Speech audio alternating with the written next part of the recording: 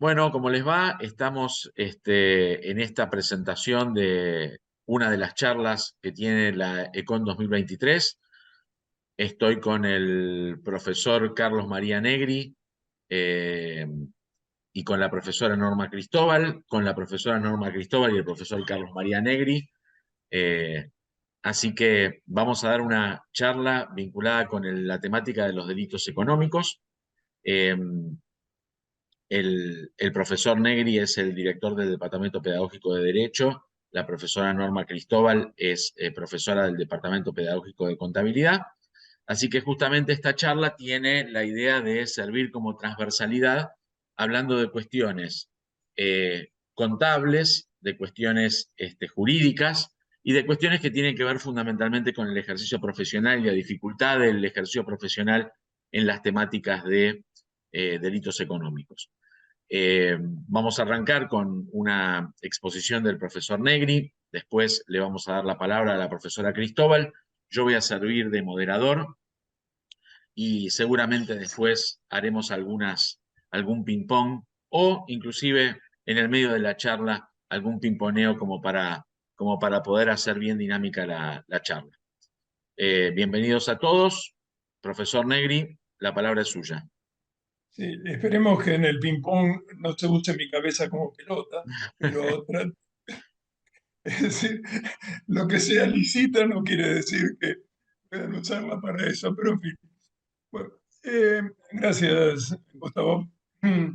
La idea es hablar del derecho penal en la sociedad de riesgo en un país en que las instituciones están en riesgo.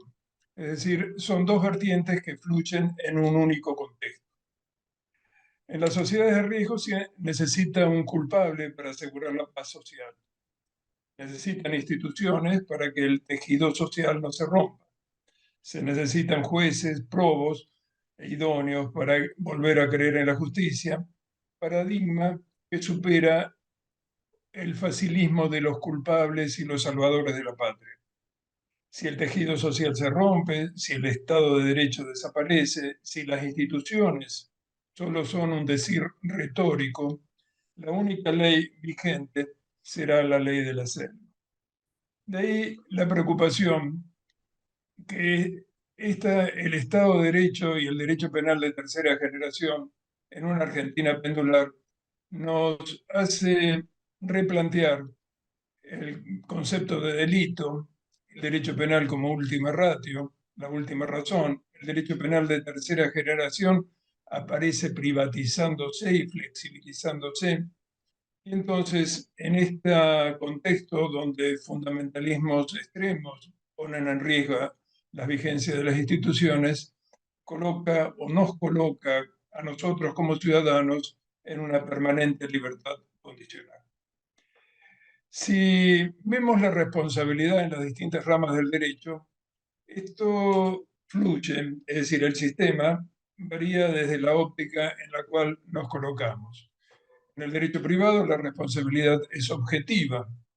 Está la teoría del riesgo creado, la solidaridad, la responsabilidad contractual, la responsabilidad extracontractual, los supuestos de daños colectivos, la mayor responsabilidad de los administradores. El artículo 1724 del Código Civil y Comercial establece que el dolo civil, se configura con la producción de un daño de manera intencional o con manifiesta indiferencia por los intereses ajenos. Esto es derecho privado. El derecho administrativo establece responsabilidades ante el incumplimiento de normas y reglamentos.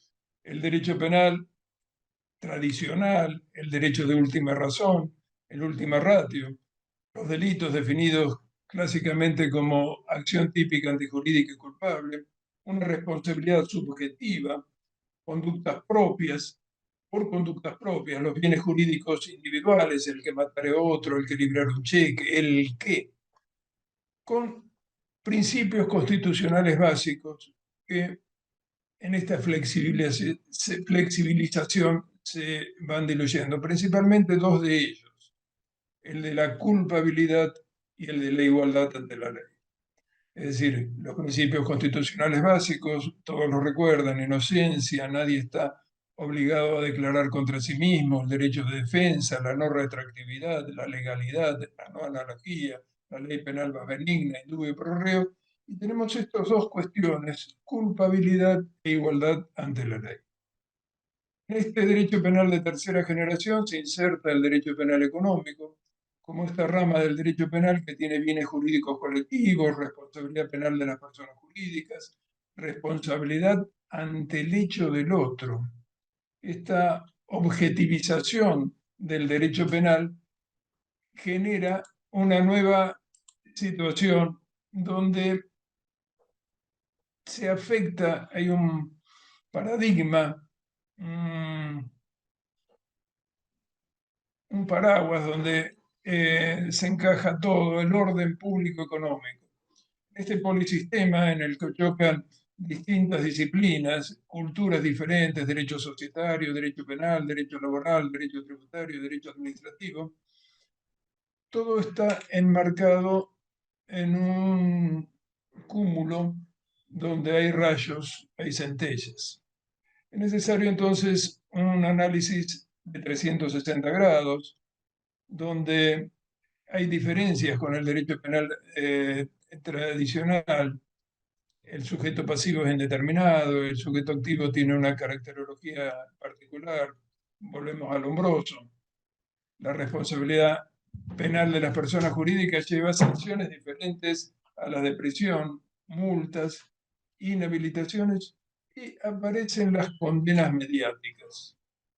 Hay la presencia de un órgano administrativo, diversas reglamentaciones, contravenciones que pasan a convertirse en delitos. Y el marco teórico, esa extensión de punibilidad en la sociedad de riesgo, no es solamente el tema en Argentina, sino en todo el mundo. Aparecen una proliferación de delitos omisivos, es decir, no se sanciona el hacer, sino el no hacer. El ejemplo característico es el abandono de personas, el no hacer, el no cuidado. Aparece la posición de garante, aparece esta integración con otras figuras extrapenales, la ley penal cambiaria, por ejemplo, aparecen deberes jurídicos abstractos, ese paraguas donde entra todo, artículo 59 de la ley de sociedades, o como decía Rexin, el efectivo peligro creado por la conducta respecto del bien jurídico protegido, o Basigalupo, la función de vigilancia o el deber de actuar, que la imputación en base a roles, decía Jacobs, este profesor de Derecho Penal y filósofo, es el que desarrolló el derecho penal del enemigo, distinguiendo entre la aplicación de tortura, según sea enemigo o no enemigo. Recordemos que la Corte de Israel legitimó la tortura. En Estados Unidos se legitimiza la tortura en Guantánamo, porque está fuera del territorio de Estados Unidos. Wetzel nos hablaba de la adecuación social, que decía que las acciones socialmente adecuadas nunca caen dentro del tipo. O Feijó Sánchez en España nos hablaba del deber de evitación de las conductas prohibidas que exigen un especial cuidado. Esto nos lleva a una privatización del derecho penal. Lo vemos en la ley del lavado, la UIF coloca como sujetos obligados a los profesionales de ciencias económicas, y en esta tendencia mundial se sanciona, tiene media sanción de diputados, incluir a los abogados. El manual, la capacitación, las conductas punibles ampliadas, el compliance. Esta ampliación de conductas punibles a través de delitos de peligro abstracto, donde se anticipa la sanción penal, no se necesita un resultado. Estos delitos omisivos, estas nuevas posiciones de garante, estas infracciones a deberes extrapenales, estas leyes penales en blanco que fueron admitidas por la Corte Suprema, esta crisis en la cual entra el secreto profesional, artículo 156 del Código Penal, esta ampliación de la responsabilidad de las personas humanas, las personas jurídicas, de la responsabilidad subjetiva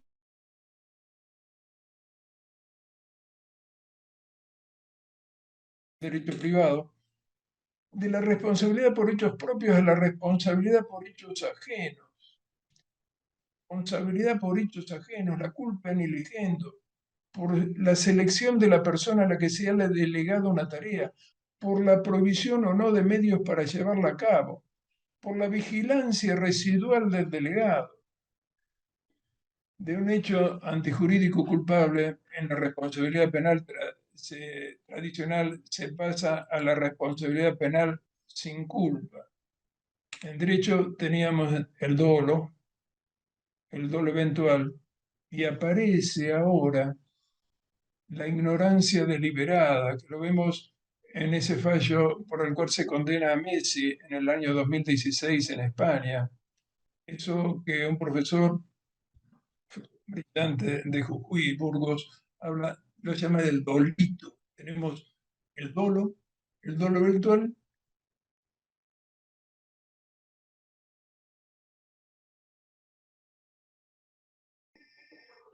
Este marco teórico jurídico confluye con otra vertiente de crisis de institucionalidad.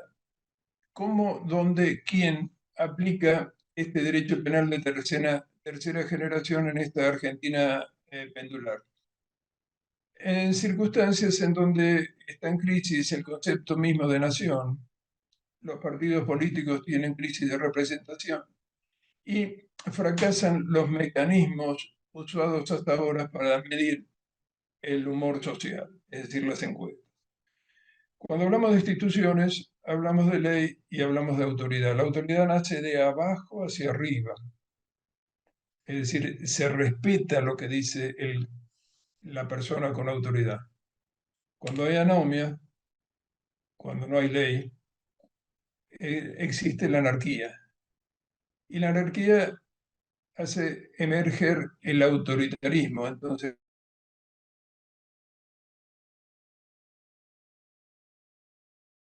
contexto social complicado, con valores, una anomia predicada y una rotura del tejido social. La honestidad pierde vigencia, ese famoso pobre pero honrado pasó al desuetudo. La corrupción no es una preocupación social, en las encuestas aparece en el cuarto lugar. Los dealers aparecen convertidos en modelos arquetípicos. El rompimiento de los vectores de ascenso social basados en la educación y en el esfuerzo. Encontramos expresiones tales como la meritocracia está sobrevalorada.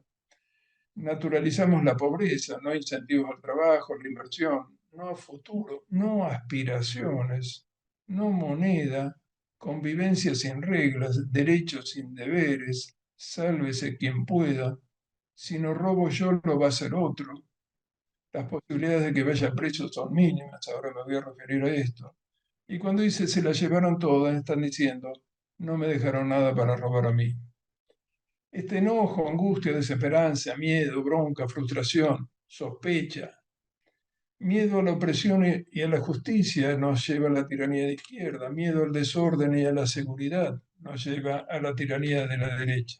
Y tenemos un país fraccionado, un capitalismo de amigos. Esta diferencia con el dólar copia el modelo venezolano de Chávez. Tenemos corporaciones, judicial, mediática, empresarial, sindical, intereses corporativos ajenos al interés general y feudos provinciales. Es decir, en esta situación actual, donde cambian los modelos de comunicación, no se lee, no se mira televisión, funcionan las redes. Es decir, tenemos que tener en cuenta que cuando Menem junta 60.000 personas en River, era un acto político importante. Cuando Cristina, en su alegato defensivo, publica en la red eh, su, eh, su rechazo a la condena por vialidad, tiene 127.000 reproducciones. Y ahora La Libertad Avanza tiene 1,5 millones de reproducciones en TikTok a 2,5 millones de reproducciones. Cambia el lenguaje, es agresivo. Nuevo lenguaje con 300 palabras. Lo normal son tener entre 1.500 y 3.000 palabras. 300 palabras con mucho insulto. La verdad no importa, rige la posverdad. Verdad emocional vertida en las redes. Versus verdad, por ejemplo, en Estados Unidos, 75 millones de estadounidenses siguen creyendo que a Trump. No existen los hechos, no existe el cambio climático, hay un negacionismo. Lo importante es identificarse con el líder y no pensar. Es decir, cortar relaciones con China y Brasil, por ejemplo. Negar la muerte de Maldonado, o la de Morales Schoenfeld en el obelisco. Es decir, no importan los hechos. Entonces, esta institucionalidad, esta democracia que tiene 40 años, ha cometido muchos errores. Es decir, errores en los tres poderes. En el 83 se recitaba el preámbulo: con la democracia se educa, se come, se cura. Pero 40 años después vemos que los elementos institucionales están en crisis. Privilegios, hay cambio de paradigma. La política parece un negocio, militancia paga, irresponsabilidad por los actos propios, privatización del orden público, miedo a repetir un Costec y Santillán, el tema de los camioneros encargados de aligerar caminos bloqueados, es decir, el Poder Legislativo, Menem con los fueros, fue condenado a 7 años por el contrabando de armas y se utilizó el Congreso como aguantadero. El decir la seguridad jurídica me da asco por parte de un gobernador. El derecho de propiedad en crisis por las usurpaciones prohijadas, la entrega de tierras a los mapuches. Una candidata a diputada diciendo que los políticos no tienen que ser honestos, tienen que ser eficaces. El Estado aparece como un botín, el caso YPF, por ejemplo. Se naturalizan las conductas delictivas. Leemos en la declaración de Muñoz en la causa Cuadernos, dice: el cohecho no es un delito, ni está mal, son comisiones por servicios a la patria. Se hace una apología del delito por parte de Castel. La rebeldía pasa que era patrimonio de la izquierda, pasa a ser patrimonio de la derecha. El abandono del espacio público, entrega a los violentos, saqueos, la policía no acude pese a reiterados llamados. Un candidato y ministro dice: los saqueos son producto de disconformidad social, no se aplica la ley, robo en banda son 3 a 10 años. Se pretende distinguir en saqueos buenos y malos. Tenemos la utilización de la ley para la impunidad, menores de 12 a 18 años, es decir, el garantismo, violencia narco, es decir, sale avisado que para poder darse un matrimonio a una señora que tenía un territorio de distribución le sacan el ojo con una cuchara. Es decir, estamos en un estado de violencia. Desde el punto de vista legislativo, claro, pasamos del abolicionismo zaffaroniano al nuevo Código Penal. Es decir, el tema concreto de los menores. En menores, es decir, Zaffaroni proponía en su proyecto que elevar la inimputabilidad a los 18 años. Después el Código Boriski, el Código Garabano lo bajaba a 14. Ahora se está hablando de vuelta a 14. Es decir, hay un régimen de minoridad que está vigente actualmente de 16 años, con regímenes especiales. Desde el punto de vista legislativo hay total asistematicidad. Los delitos económicos aparecen distribuidos a lo largo del Código Penal y en 300 leyes que actúan como satélites alrededor del Código Penal que no se lograron introducir. El proyecto bueno, habían armado 70 reuniones para contarlas y ponerlas en un solo cuerpo legal, pero eso no tuvo sanción legislativa. Es decir, si lo tomamos, por ejemplo, el desorden legislativo lo vemos en la responsabilidad penal de las personas jurídicas. Tenemos la ley 27401, quedó circunscripta la responsabilidad penal empresaria a 6 delitos y no se ha aplicado nunca. Encontramos que se habla de responsabilidad penal en el contrabando, en la ley penal cambiaria, en los delitos del libro 2 del título 13. Y además el sistema judicial penal en Argentina no funciona, está totalmente desprestigiado, y con razón. La duración de los procesos penales en Argentina es de un promedio de 12 a 14 años, con algún epifenómeno. Por ejemplo, tengo una causa austral, el avión que cayó en Fray Ventos, Uruguay, en 1997. En Uruguay se juzgó en un año. Y acá seguimos. Hubo sentencia el año pasado del Tribunal Oral y sigue, y sigue. ¿Por qué? Porque influye lo mediático, el cajoneo. Solo el 0,3% de las causas que se inician terminan en condena. Prescripción, probation. La situación de las cárceles es un desastre. No terminan en condena el 90% de los juicios terminan en condena el 90% de los juicios de lesa humanidad. Lo mismo pasa con las cuestiones de género. Igualdad ante la ley, distinta valoración de las pruebas, el caso Rivero, hay culturas diferentes en los distintos fueros, hay ignorancia. Un juez penal económico me decía eh, ¿cómo era que decía? Como en un balance falso, ah, que no creía que las sociedades anónimas no podían tener síndico, podían no tener síndico.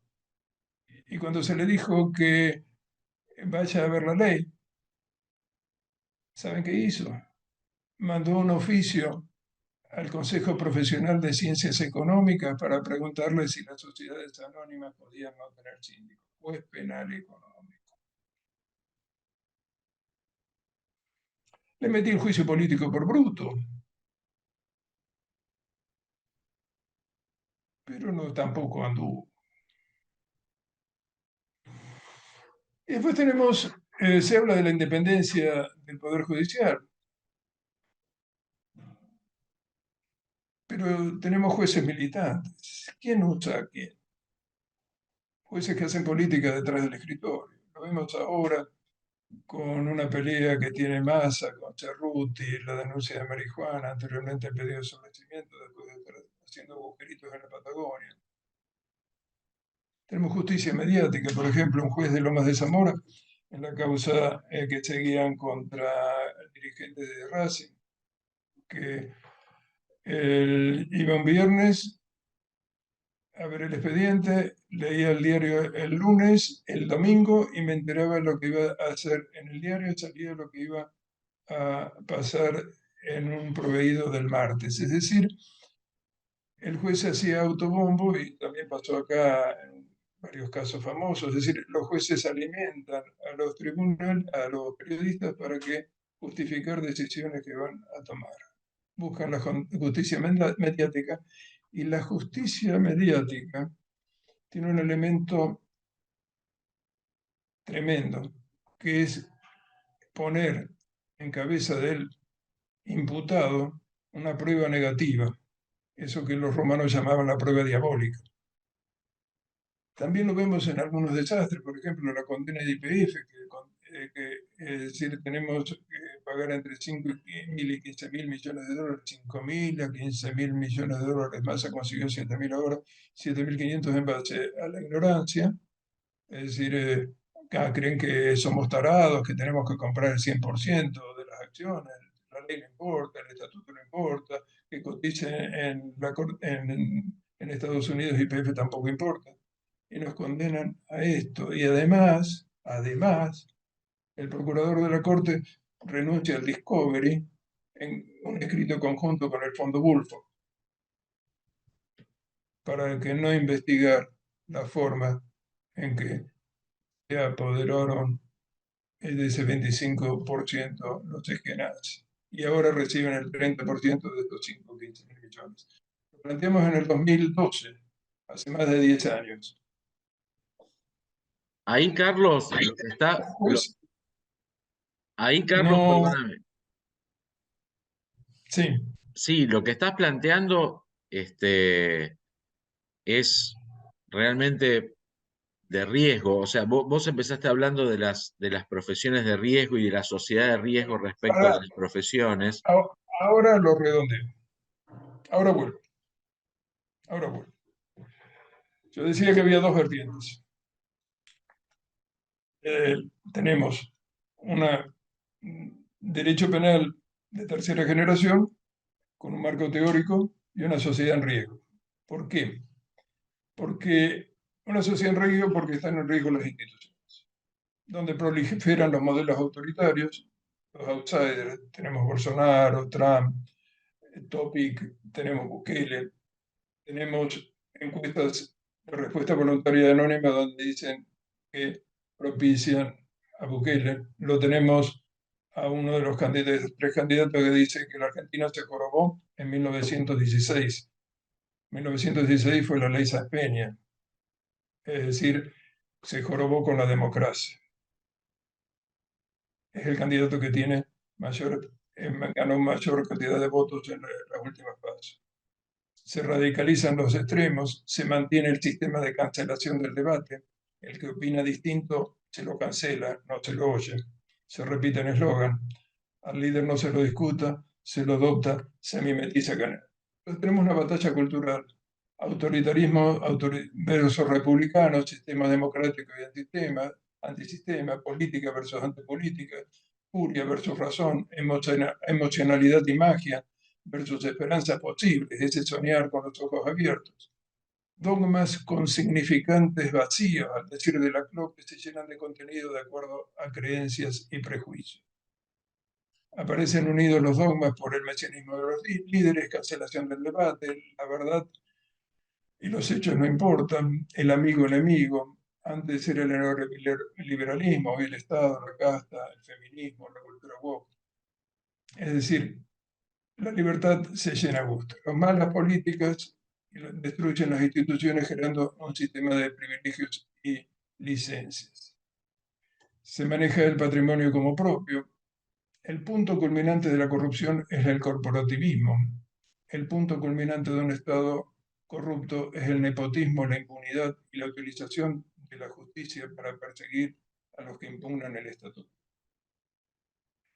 Arroparse con un relato para justificar una acción, pasando del rol de victimario al de víctima.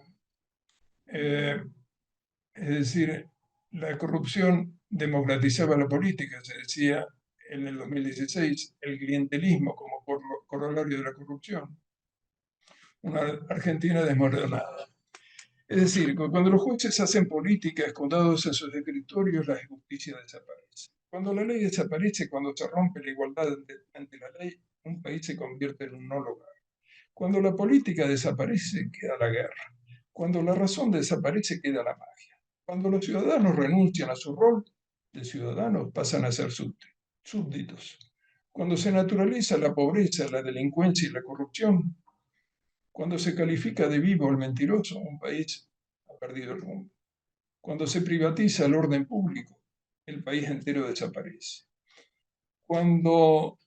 Entonces, ¿qué es lo que pasa cuando las instituciones, y ya termino, las instituciones desaparecen y tenemos el marco jurídico teórico para colocarnos en esta situación de libertad condicional, con el pretexto con la bronca, la furia, rompamos todo? Entonces estamos generando nuevas frustraciones, radicalizar la violencia, eliminar el Estado de Derecho. Es decir, me hace recordar en la época en que tenía pelo que la solución era paredón. Por eso, bala, paredón. manifestaciones donde las señoritas tenían ladrillos en sus carteras para pegarle al que tenían enfrente. En esa situación, creo que consideramos necesario recuperar la confianza en las instituciones, eliminando los excesos corporativos, los privilegios. Entre ellos, los privilegios de la corporación judicial.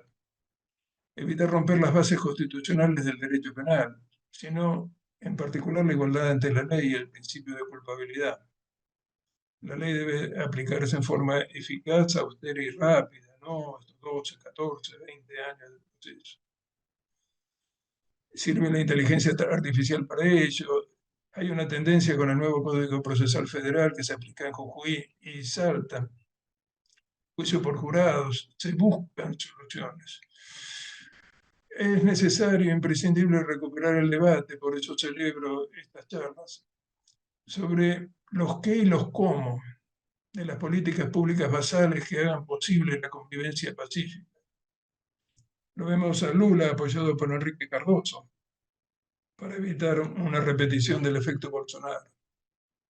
En la facultad hicimos esas propuestas y tuvimos varias reuniones sobre instituciones, democracia, populismo, crisis de representatividad, política territorial, el ámbar, sistema previsional, los subsidios, los desarrollos de las empresas mundialmente competitivas, el derecho de propiedad, las usurpaciones, educación, pobreza, seguridad, inflación, transición energética, sistema judicial, debatir, discutir, confrontar ideas. Y fundamentalmente educación emocional. El voto es emocional, el voto no es racional. El voto se vota se vota por la emoción, vota por la bronca, se vota por ese fuego adentro. Es decir, lo que pasa es que, como decían en un museo israelí, recordando el pasado, viviendo el presente y proyectando el futuro. No un salto al vacío, porque la razón de la sinrazón que razón me hace nos va a poner en libertad condicional. En esto, Carlos, que decís, me cabe una reflexión, varias reflexiones, pero una que sirve como puente para lo que seguramente va a plantear Norma.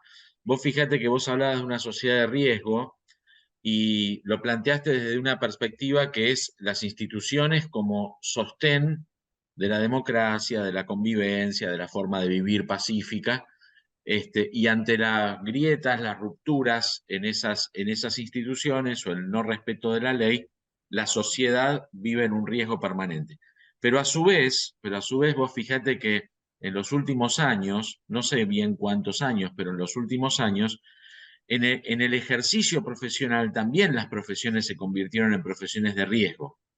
Inclusive se convirtieron en profesiones de riesgo, aunque las instituciones permitan esa convivencia, ¿no? Porque en definitiva la sociedad va reclamando otras cosas.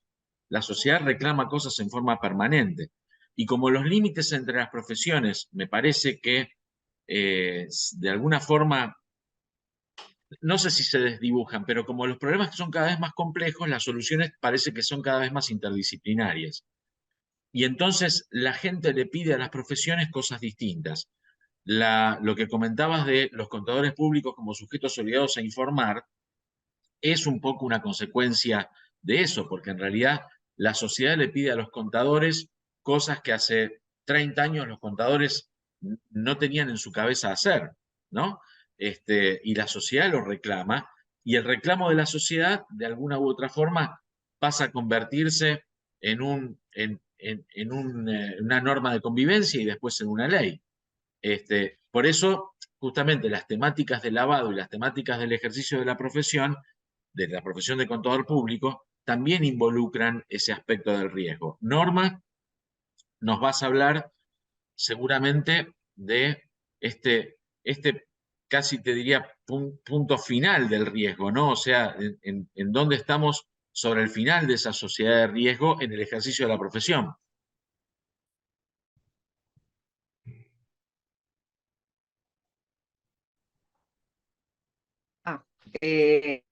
Bueno, buenas tardes a todos y todas.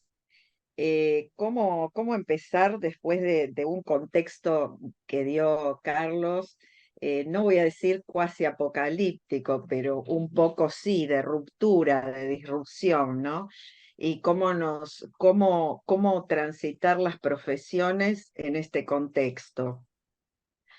Yo había traído un esquema que lo voy a incorporar igual a la charla, pero voy a seguir con esta visión que, que abrió Carlos y que vos me transitas hacia cómo desarrollamos y qué pasa. Soy una defensora de que nosotros tenemos que utilizar las profesiones para posibilitar una mejor justicia, una igualdad, propiciar controles y colaborar con los controles del Estado. Creo que es la única forma en que podemos encarar muchos de los delitos que nos tocan o tienen que ver con la parte económica. No me pesa ser sujeto obligado a informar, hablo en lo personal. Sí sé que hay muchos colegas que cuando salió, a pesar de que las normas del GAFI tienen más de 30 años, de pronto la ley acá llegó de los 2000 para acá y se empezó a aplicar después del 2003 y entonces tenemos normas profesionales desde el 2004, o sea, va a ser 20 años nada más, ¿no? Que se han ido modificando y que obligaron al profesional a decir, uy, de alguna manera estoy cerca o tengo contacto con este tipo de delitos. Gente que de pronto no tenía la menor idea.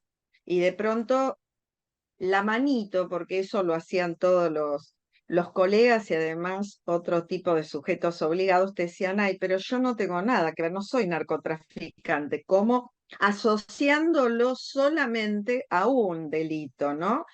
Y no viendo el espectro que se podía abrir.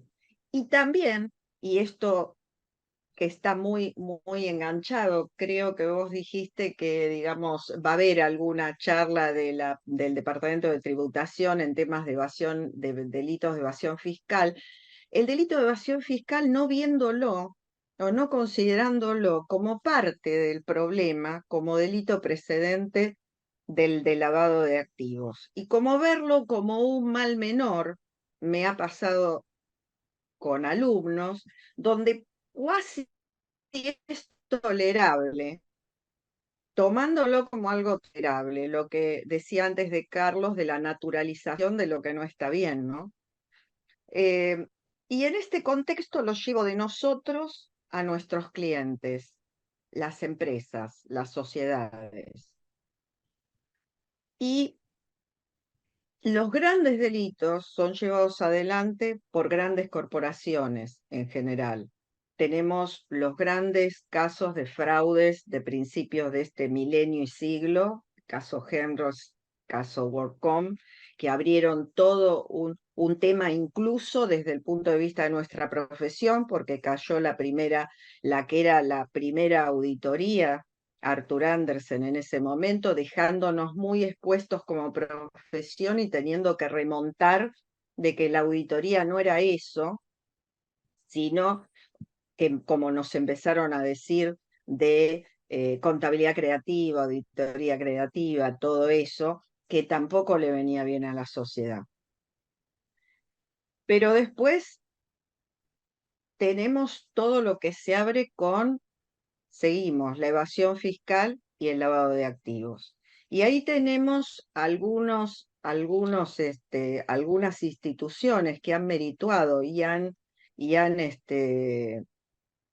hecho algún tipo de estadística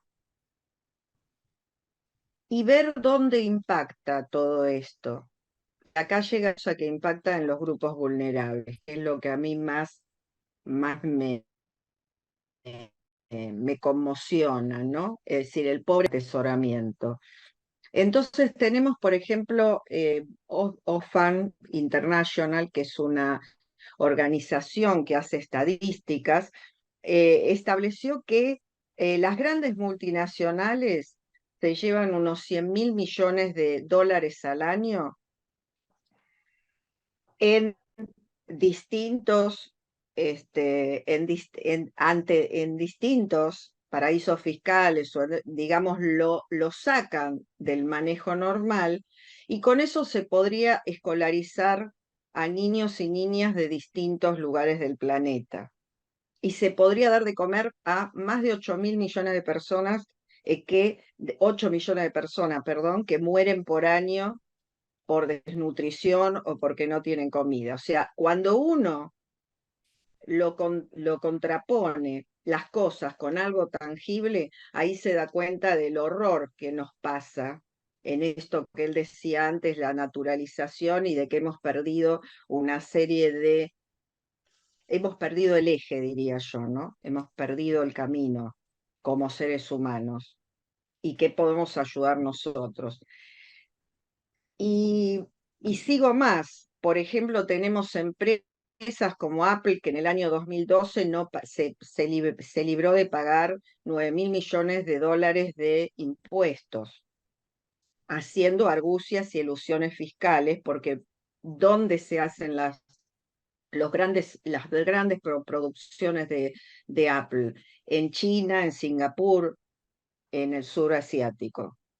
Entonces, también hay un desvío y le producen un déficit comercial incluso a Estados Unidos.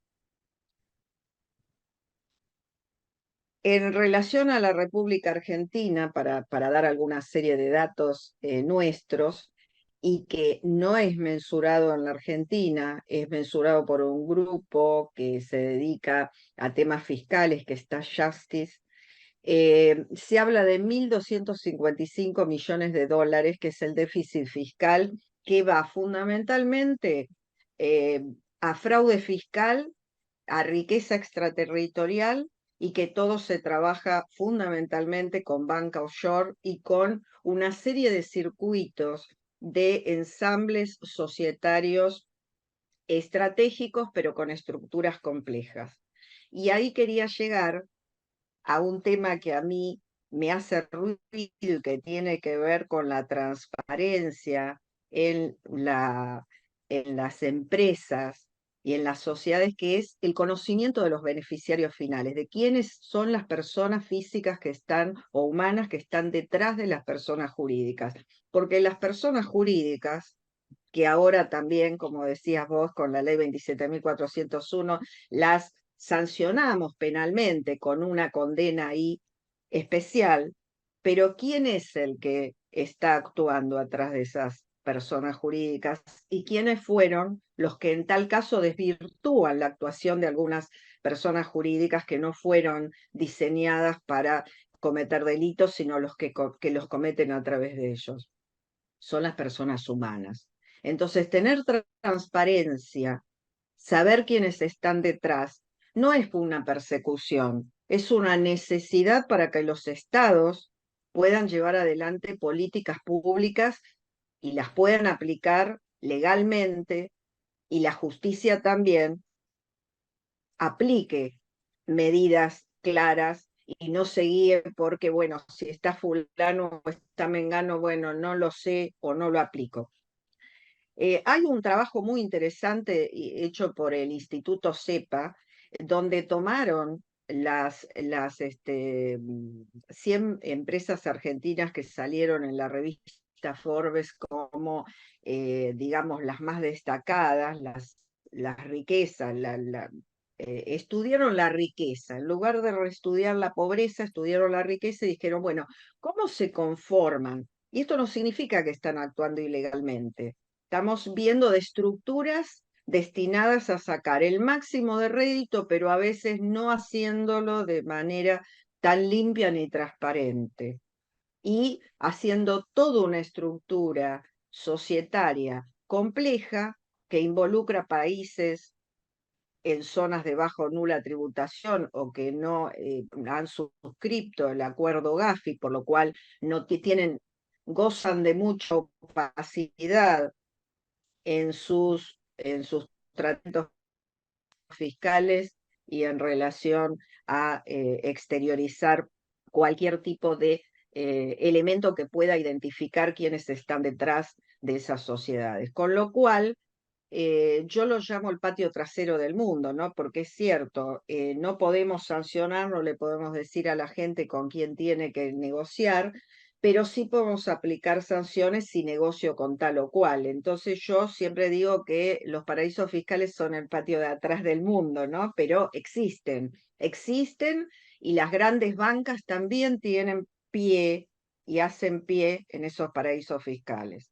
Entonces, eso también es para mirarlo, ¿no? Eso no tengo la solución, pero es también para mirarlo.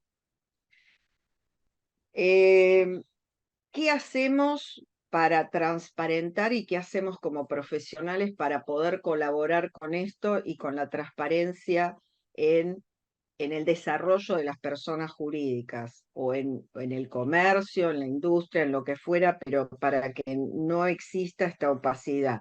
Bueno, primero cumplir con la normativa internacional, hemos escrito acuerdos internacionales y por aplicación del artículo 75 de nuestra Constitución tienen rango constitucional, con lo cual debemos defenderlos y debemos llevarlo a nuestras leyes de fondo.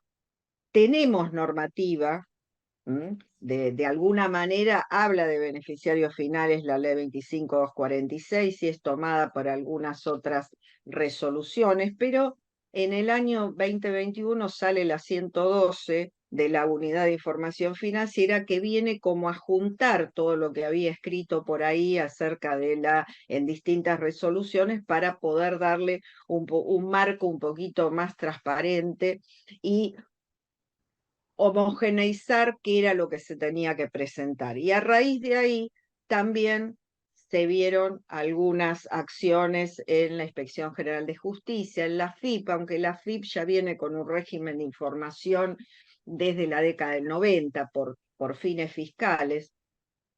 Y hay algo muy interesante que quiero destacar, que el año pasado tuvimos la visita de la OCDE en este tipo de controles y acuerdos de visitas para verificar nuestros programas de cumplimiento y hemos salido airosos, pero me tocó estar en una de las entrevistas por el Consejo Profesional porque soy miembro del Consejo Directivo, pero eh, y ahí, por suerte, he visto cómo el énfasis importante que se hacía era sobre la posibilidad de llegar a establecer quiénes eran los que estaban detrás de las empresas. Se habló muchísimo y se hizo hincapié y nos preguntaban a los profesionales si eso era posible y si podíamos acceder. En la reforma que tiene media sanción en diputados y que debería tratarse prontamente, la reforma de la ley de lavado de activos, se abre un capítulo especial para el tema de beneficiarios finales y para posibilitar algún tipo de registro nacional a través de la documentación o todo, digamos, todos los trabajos digamos, toda la información que en este momento la que más tiene es la Administración Federal de Ingresos Públicos. Entonces se hace todo un esfuerzo para que a través de la FIP se pueda llegar a un registro nacional y que tengamos acceso los sujetos obligados, pero principalmente ciertos agentes de control como la UIF y otros del caso. Quiere decir que vamos en ese camino. ¿Qué podemos hacer desde la universidad y desde nuestra facultad como universidad pública? Primero, darle difusión a todo este tipo de temas, por eso es interesante este tipo de charlas, más que debate, es dejar o sembrar algunos puntos. Debatirlo, concientizar y sobre todo aumentar los contenidos éticos en los profesionales que estamos formando. Creo que eso es lo importante.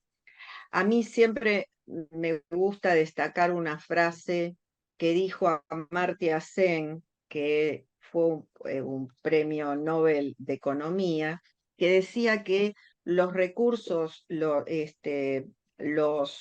valores éticos de los profesionales y empresarios de un país formaban parte de sus recursos productivos. Es decir, el día que aprendamos que los valores éticos son lo importante para la conducta humana, o sea, estamos hablando de conducta humana, en los profesionales y en los empresarios, creo que ahí vamos a salir airosos y se va a dar vuelta esos 360 grados que pedía Carlos antes. Y creo que nosotros podemos difundirlo con los contenidos que le llevamos a nuestros educandos, ¿no? A mí, Norma, Carlos, hay una cosa que me preocupa en particular, especialmente en el ejercicio de la profesión, y es cuánto, hablo de la profesión de contador público, ¿no? Porque, digamos, soy contador público, Norma también, y Carlos, vos sos el abogado de nosotros dos como contadores públicos, así que estamos en este grupo de amigos. Lo que me preocupa, y me preocupa seriamente, es que nosotros cuando explicamos las cosas y explicamos las cuestiones vinculadas con los delitos económicos, habitualmente explicamos delitos que son directamente aplicables al ejercicio de contador público. Entonces, por ejemplo, cuando salió la ley penal tributaria, empezamos a hablar de ley penal tributaria. Cuando salió la ley de lavado de activos de origen delictivo, empezamos a hablar de la ley de activos de origen delictivo. Pero en realidad hay un montón de delitos económicos, especialmente entendiendo la figura que uno puede tener, el sujeto activo, sujeto pasivo, cómplice, encubridor, cómplice primario, cómplice secundario. Hay un montón de delitos económicos donde el contador público podría llegar a, digo, participar, y sumándome a lo que decía Carlos antes, ya no con la figura del dolo puro, sino con la figura del dolo eventual, del desconocimiento temerario. No recuerdo, Carlos, cómo lo llamaste Claro. exactamente, pero de ese desconocimiento temerario o esa negligencia temeraria, porque Ignorancia deliberada. ignorancia Igno- deliberada. Entonces, digamos, hay un montón de delitos económicos en los que el contador público, en su ejercicio profesional, casi diría honesto, podría participar sin darse cuenta, como por ejemplo podría ser, bueno, el delito de balance falso que vos, Carlos, mencionaste, que es de difícil prueba, pero que existe en el Código Penal, pero por ejemplo, delitos de estafa, donde un juego de estados contables auditado puede servir como instrumento de la estafa. Este, y ahí, digamos, es tan poco precisa la definición que tiene el Código Penal respecto del delito de estafa, que cualquier instrumento podría servir como elemento de estafa y también podría servir, por ejemplo, un balance auditado. Entonces, el auditor podría formar parte de la complicidad, de ser sujeto activo, inclusive del encubrimiento por intermedio de su informe de auditoría, eh, casi diría hasta sin conocerlo, ¿no? Porque también vos, Carlos, hablaste de la responsabilidad contractual, pero hablaste de la responsabilidad extracontractual. Entonces, aunque no haya un delito en ese contrato entre las partes, de ese contrato se pueden desprender otros delitos. Ese desconocimiento que pueden llegar a tener los profesionales, los estudiantes, etcétera, los estudiantes como futuros profesionales, es una cosa que me preocupa justamente por esta sociedad de riesgo que mencionaba Carlos al principio y las profesiones de riesgo que mencionaba Norma después, ¿no? Estamos en una sociedad de riesgo, estamos en una profesión de riesgo inmersa en una sociedad de riesgo. O sea, los riesgos están por todos lados. Entonces, me parece que, como decían ambos, esta charla puede servir como disparador, más que para dar soluciones, para generar preocupaciones y que esas preocupaciones sean un paso importante para posibles soluciones del futuro en el ejercicio profesional. ¿Y me permitís, Gustavo? Sí, por supuesto. Eh, a ver, varias cosas. Primero, ahí las autoridades de la facultad ya hace un par de años sacaron como materia optativa economía y delito, que está a cargo del doctor Chadarola, que es juez penal económico y que tiene un programa amplísimo. Cuando vos hablas de esta dispersión de delitos, tenés delitos societarios, administración infiel, balance falso, autorización de actos indebidos, tenés vaciamiento de empresas, tenés los delitos financieros, tenés las defraudaciones, delitos cometidos mediante el uso de cheques sin fondos, medios de pago y crédito, defensa de la propiedad intelectual, las quiebras fraudulentas, protección del patrimonio como frente común, delitos fiscales, delitos ecológicos, delitos contra la administración pública. Hay una plétora de delitos. El problema es que muchas veces, volviendo al riesgo profesional, yo soy contador, mi cliente me mete en 20 facturas, 2 facturas truchas. Yo firmo el dictamen, además soy síndico. Les digo un caso que tuvimos en el estudio. Soy síndico, firmo el informe del 294, firmo. Mi cliente, mi amigo, era un contador, no tenía idea, las facturas eran recontratruchas. Salió indemne. Tenían pinchados los teléfonos. Pero si no hubieran tenido pinchados los teléfonos, en donde este estaba totalmente al margen del tema, es decir, la culpa del balance falso en la mentalidad abogadil del juez la tiene el contador. Claro. Ya hay prejuicio marcado hacia eso. Eso lo vimos también en el caso de Adelina de Viola, no de, ¿cómo se llamaba esta mujer? Que dijo, la culpa la tuvo el contador, yo no sabía nada. Por Ah, eso, sí, no me acuerdo, sí. no es, ¿cómo se llama? Bueno, esta mujer que murió de la UCD. Es decir, la culpa siempre la tiene otro. Es decir, en la Argentina estamos en la culpa la tiene otro, alguien me va a salvar, yo argentino. Entonces, ahí mi preocupación es varia, es muy variado. Es decir, mi preocupación es que la ley es la que dicen los jueces que es la ley, es la interpretación de los jueces. La interpretación de los jueces con estas normas genéricas del artículo 59, de la posición de garante y demás, es decir, siempre si un juez quiere buscar un culpable, lo encuentra, porque te saca posición de garante, debió haber, tomemos el caso Cromañón, tomemos el caso Lapa. Es decir, tomemos la vocación o la necesidad de que haya un culpable para la paz social. Tomemos el gas sarín en Gran Bretaña. Había un brasilero que, además de tez oscura, había saltado el molinete, entonces ese era el culpable. No tenía nada que ver, pero lo mataron ahí y ya encontramos un culpable. En este pretexto legal, en esta interpretación de la ley, en esta justicia mediática, es decir, un juez federal, por ejemplo, resulta que estaba saliendo con una señorita que era periodista, entonces le daba información para después generar la bola de nieve que él sacaba la sentencia después que había el clima social adecuado. Ese juego perverso, espantoso, donde uno pasa a defenderse de una posición donde ya fue condenado mediáticamente con una prueba negativa, es tremendo. Mi preocupación de fondo es que en esta historia, en esta bronca social, o en este fastidio, o en este hay que romper todo, porque el chico tiene los pañales sucios, tiramos a los pañales y al chico por la fregadora, lo tiramos al desagüe, tiramos todo, chico, pañal, todo lo que venga, instituciones, porque algo funciona mal, tiramos todo, rompamos todo. Y eso lo vemos, esa bronca, lo vemos en esta encuesta que hice en un curso, que me dicen, es decir, cosas muy preocupantes, lo que decía Norma de los valores, es decir, usted en la universidad pública gratuita, ¿cómo le piensa devolver a la sociedad que le pague sus estudios? Ah, yo no le debo nada. Ellos me deben a mí.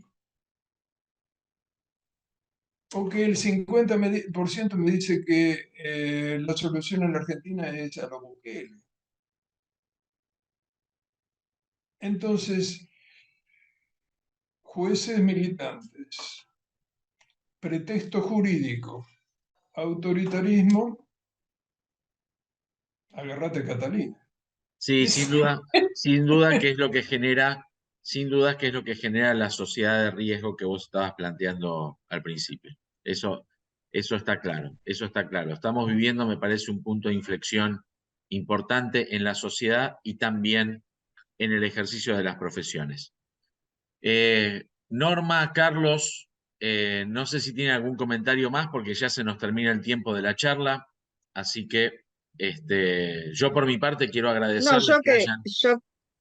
Sí, no, yo te quería decir simplemente que igual yo sigo apostando a los jóvenes, a los alumnos, y no me canso de hacer énfasis todos los cuatrimestres en las distintas materias que dicto, pero principalmente en la de prevención de lavado, en temas de responsabilidad profesional y ética principalmente. Creo que si uno siembra, después puedes llegar a cosechar. Y los chicos realmente se enganchan mucho sabiendo, porque a veces es el desconocimiento lo que hace que, bueno, algunos lleguen a lo que decía Carlos antes en un caso real de no saber o de pasársele por alto determinadas cosas. Y yo creo que hay que insistir y hay que apostar a los jóvenes que son el futuro de la sociedad, el mañana.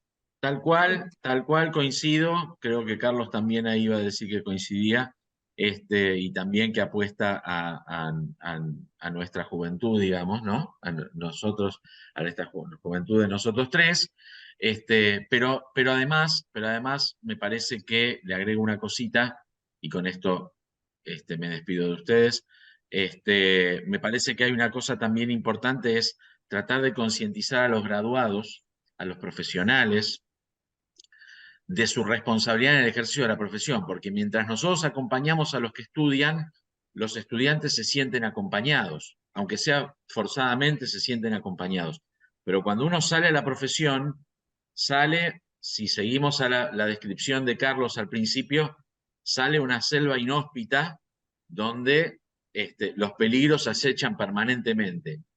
Y en parte es así, en parte la profesión tiene, o las profesiones tienen un poco de eso. Así que me parece que esta toma de conciencia por parte de los profesionales también es importante porque les va a permitir ejercer la profesión de la mejor forma posible.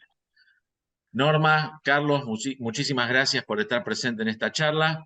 Espero que la gente que la vea la pueda disfrutar y la pueda aprovechar. Así que muchísimas gracias. Hasta luego, gracias a vos. Hasta luego, gracias Norma, que sigas Gracias, un lindo. Hasta luego. placer. Chao, gracias, Carlos, un placer, Gustavo. Chao, chao. Igualmente.